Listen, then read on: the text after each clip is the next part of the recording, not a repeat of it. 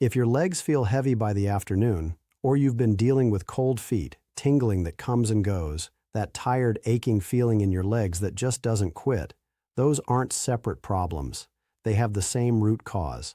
That's what we're getting into today, the real reason leg circulation declines as we get older, and exactly what you can do to start turning that around. Some of it you can do today, literally today, so let's get into it. Here's something most people don't realize. Your heart is not the only pump in your body. You have a second one, and it's in your legs. The calf muscle, that big muscle in the back of your lower leg, is responsible for squeezing blood back up toward the heart every time it contracts. Every step you take, every time you push off the ground, that muscle is actively pumping blood upward against gravity. Without it, blood just pools. It sits in the lower legs, and that pooling is where almost every symptom this audience deals with starts. The heavy legs, the swelling around the ankles by end of day, the tingling, the cold feet, the fatigue that hits you in the afternoon even when you haven't done much. All of it traces back to the same thing, blood that isn't moving the way it should.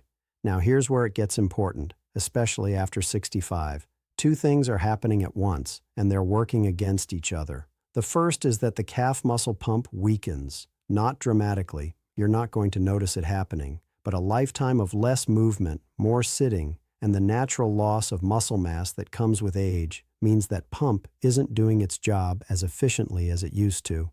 Blood moves more slowly. It sits in the lower legs longer. The second thing, and this is the one most people have never heard of, is that your body is producing less nitric oxide. Okay, let me back up for a second. Nitric oxide sounds like something technical, and it is, sort of. But what it actually does is simple. It tells your blood vessel walls to relax and widen. That's it. When your blood vessels are relaxed and wide, blood flows freely. When they're stiff and narrow, which is what happens when nitric oxide drops, blood has to fight harder to get through. After about 60, nitric oxide production starts to decline meaningfully. The arteries in your legs stiffen. The vessels don't expand the way they used to. And combined with a weaker calf pump, you've got blood that isn't moving well from below and vessels that aren't opening properly from above. I hear this pattern constantly. Someone tells me they've been dealing with heavy legs and cold feet for years. They've had their heart checked. Everything came back fine. And they're confused because if the heart is fine, what's the problem? And the answer is usually exactly this. It's not the engine. It's the pipes and the return pump. And nobody explained that to them. That connection matters because it means the solution isn't complicated. You don't need to overhaul your heart health. You need to target the two things that are actually failing, the calf pump and the nitric oxide. And that's exactly what we're going to cover. So let's start with the pump, because this is the thing you can do something about right now, sitting where you are. The single most effective thing you can do to immediately get blood moving in your legs is to activate the calf muscle. And I don't mean a workout. I mean a simple movement that takes about 30 seconds and can be done from your couch, your kitchen chair, anywhere. Here's what it looks like.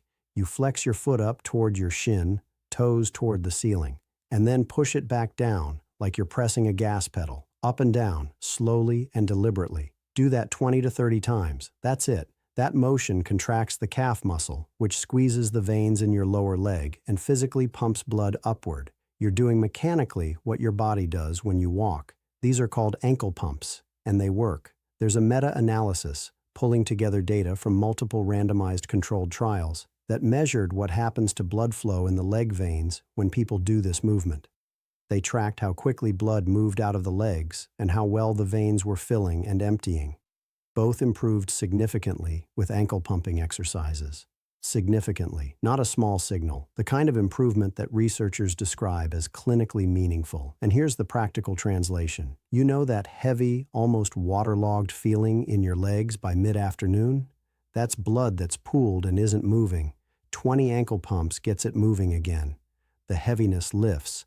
The tingling often eases because you've just manually activated the pump that was sitting idle. Do this a few times throughout the day. Set a reminder if you need to. Every hour or two, 30 seconds of ankle pumps. That's the baseline. The second movement, and this one's slightly more demanding but still very manageable, is a calf raise. If you can stand safely near a counter or a chair for balance, rise up onto your toes and slowly lower back down. 10 to 15 of those, 2 or 3 times a day. What you're doing there is the same thing, contracting the calf, activating the pump, but with a little more force. Over time, you're also rebuilding some of the muscle strength that's been lost, which means the pump gets stronger, not just activated. And then there's walking, simple, consistent walking, even 10 minutes. Remember what we said about the calf muscle pump. Every step fires it. Every step moves blood. The research on peripheral artery disease, which is one of the more serious forms of poor leg circulation, affecting roughly 1 in 6 or 7 people over 70, consistently shows that walking is the most effective non-invasive treatment available, more effective than most people realize. Not because it's cardiovascular exercise in the traditional sense, because every step is a pump stroke. The key word there is consistent, not intense, not long, consistent. Same time every day, if you can manage it. Even if it's just to the mailbox and back, that adds up in ways that matter. This is the mechanical side of the problem addressed. But remember, we said there were 2 things working against you. The pump is one, the pipes are the other. And that's where the nitric oxide piece comes in. And the answer, this is where it gets interesting, is sitting in the produce section of your grocery store. Beets, specifically beetroot, whole beets, beet juice, whatever form you'll actually consume. Beets are one of the richest dietary sources of nitrates, and your body converts those nitrates directly into nitric oxide. It's a straightforward pathway. There was a study, 15 older men, average age 69, double-blind design, meaning nobody knew who was getting what, and they were given 140 milliliters of concentrated beetroot juice. That's less than half a cup. 2.5 hours later, researchers measured blood flow in the main artery of the leg, the femoral artery, and it had measurably improved, not over weeks, not after a long protocol, after 1 serving of beet juice, in older men whose arteries were already showing the effects of age. A separate study of 38 adults found that nitric oxide levels in the blood rose by 21% within 45 minutes of consuming a beet juice supplement, 21% in under an hour. Now, I want to be careful here. I'm not telling you that beet juice is a cure for anything. Actually, let me be more precise than that. What the research shows is that dietary nitrates from beets meaningfully improve the function of blood vessels, specifically the ability to dilate, to open up, and let blood through. And that effect is particularly pronounced in older adults because that's exactly the population whose nitric oxide production has dropped. You don't need a lot. A small glass of beet juice a few times a week. Or if you don't love the taste of beet juice on its own, blend it into a smoothie. Add some spinach while you're at it. Leafy greens like spinach and arugula are also high in dietary nitrates. Same mechanism, different vehicle. Berries are worth adding too. Blueberries, strawberries, any of the dark-colored ones. They contain a compound called anthocyanin that research links to improved vascular function, keeping blood vessel walls flexible, which ties directly back to the nitric oxide pathway we talked about. A handful a day, grocery store cost, no prescription, and then there's hydration. This one gets overlooked, but it matters. When you're dehydrated, blood thickens. Thicker blood moves more slowly, clots more easily, and has a harder time getting through narrowed vessels. After 65, the body's ability to regulate fluid balance declines, which means you can be meaningfully dehydrated without feeling particularly thirsty. If you're not drinking enough water throughout the day, that alone is working against your circulation. So with that in mind, I want to sit with something for a moment, because I think it's important. A lot of people watching this have been dealing with these symptoms for years. Heavy legs, cold feet, that fatigue that doesn't make sense, given how little they've actually done. And somewhere along the way, they started to think of it as just getting older, just what this stage of life feels like. And I understand that. I really do. When a symptom is present every single day for long enough, you stop questioning it. You adapt around it. You stop going on the long walk because your legs feel too heavy. You sit instead of standing in the kitchen. You let someone else carry the groceries in from the car. And then one day you look up and realize you've been building your life smaller. Not because of one big event, but because of 1,000 small accommodations that added up. 5 years of that adds up to something real. 10 years of it changes what's possible. Someone who was active and independent at 68 is asking for help at 75. Not because one dramatic thing happened, because getting up from a chair became a production, because getting down on the floor with a grandchild meant worrying about getting back up, because the circulation problem that felt manageable quietly became a mobility problem when nobody was counting. I hear from people in that situation regularly, and almost every one of them says some version of the same thing. I didn't realize how much it had changed until it was hard to change back. It does not have to go that way. That is the whole point of what we're talking about. These are not complicated interventions. They are not expensive, and the research is clear that they move the needle, even in people who have been dealing with this for years. But they require a decision to start, and that decision is yours to make. There's one more thing I want to cover, because it's the simplest of all of them, and most people aren't doing it. Elevate your legs, not all day, not at some specific angle with special equipment. Just when you're sitting watching television tonight, put your legs up. A pillow under your calves, feet above hip level. That's it. What you're doing is using gravity in your favor instead of against you.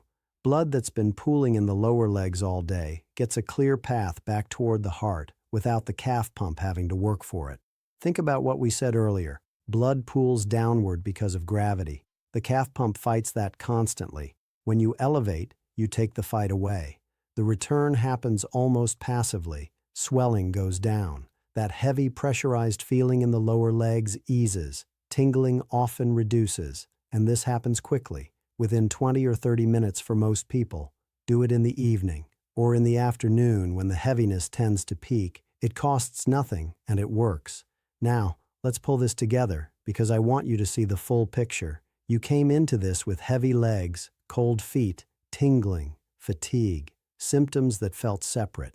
Symptoms you may have been told were just part of getting older. And what we've actually been talking about is one underlying problem showing up in multiple ways, a circulation system in the legs that's running below capacity for two specific and addressable reasons.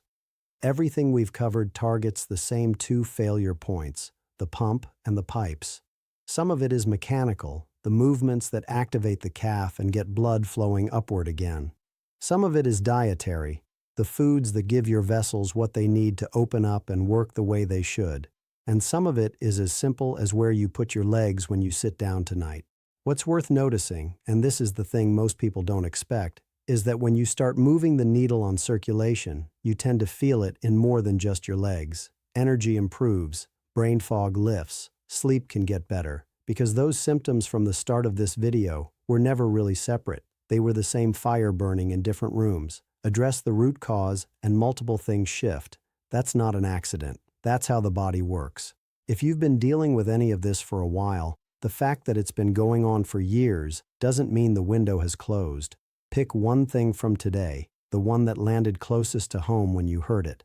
Be consistent with it and pay attention, not just to your legs, but to your energy, your sleep, your clarity, because that's how this works. If this was useful, hit subscribe. I cover this kind of content regularly, aimed specifically at the health questions that don't always get answered anywhere else. Take care of yourself.